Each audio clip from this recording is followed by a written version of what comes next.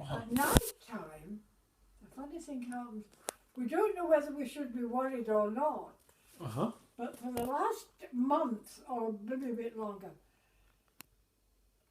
busloads of people are being bussed in 9 or 10 o'clock at night. All the lights go on in that old house. That's odd. We don't know who they are. We were never notified. You know how they usually ask permission if... Planning, yeah. But there's nothing like that. And then they all disappear. Well, early, before it's light in the morning, they all go again.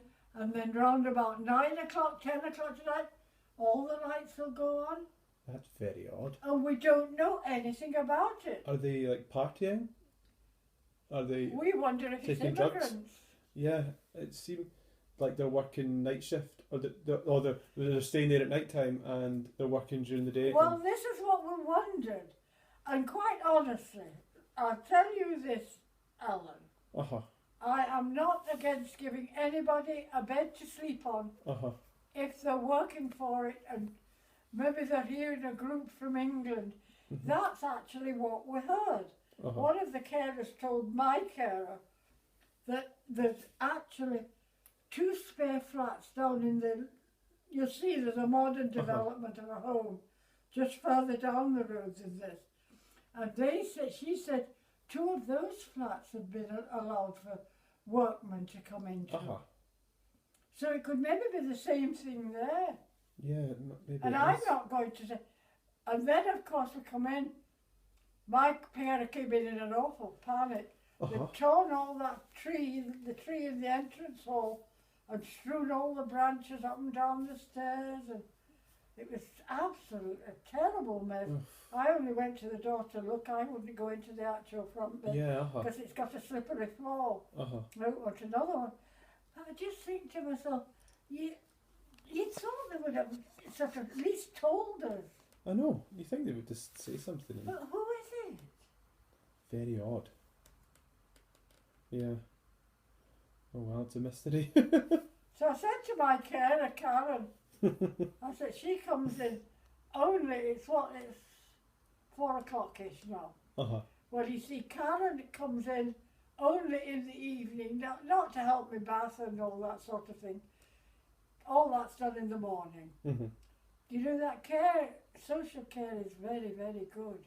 Because I didn't think we pay. I thought that this thing that I get in the morning, which is called social care, bathing, breakfast, hair wash, and this is all paid for by the council, and I didn't know that because I said to Pat, we've never had, to my carer first, I said, because Pat looks after all my finances with the part of a paternity thing, you know. She looks after all the money. And she said to me, I said, we've never had a bill from the council. It's because we get free care for the elderly. That was actually the SNP that brought that in. Sorry? It was the SNP that brought that in. You get free care for the elderly to... That is wonderful. So that's a good thing about the SNP. That's one. Right, we'll stay with them. Because it's quite, I mean, and they are so nice. And I've got, now how do they work it with me? And they say I'm not hard to look after. Because I can do so much for myself. And they're always with me. But some of the houses they go to, the carers say it's very difficult for them. Oh no. I mean, well, this is a nice house. Just got no idea. They've got, the places are filthy. And they're expecting a lot of the carers that go in to look after personal care to clean the houses. However, they come, so that what they had, 2 girls that hadn't got that much to do, and they decided, whoever is down there, they call me, They call me a lovely lady. My lovely lady. Well, that's right. And she said, she comes in, she said, so I've got the lovely lady. And she said, Karen, and I said to her, who's that? She said, it's you. Oh, I said, how little they know. And she went laughing. But Karen's good. But this is what, you maybe don't know anything about it.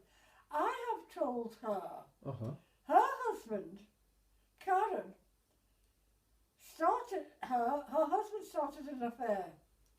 Well, they bought the house, or they were buying it, and he won't move out. Even though he had an affair? He's having the affair, stays in the house.